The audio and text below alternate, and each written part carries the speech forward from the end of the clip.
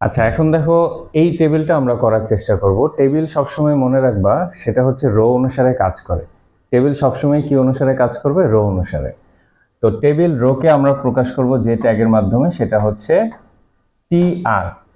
TR বললে computer কি বুঝবে? টেবিল রো, অর্থাৎ সে ফার্স্ট রো এর কাজ করবে, দেন সেকেন্ড রো এর কাজ করবে। একবার টিআর দিলে ও বুঝবে ফার্স্ট রো এর কাজ শুরু, দেন আবার টিআর দিলে সেকেন্ড রো এর কাজ শেষ শুরু করবে।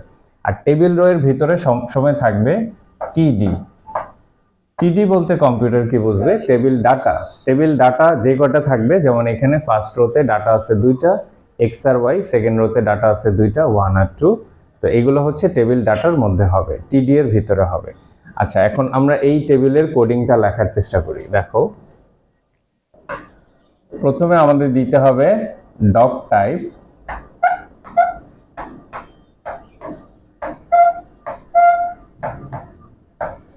HTML,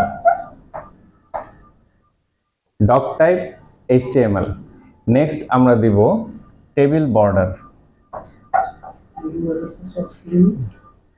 তো কি অবস্থা লেখা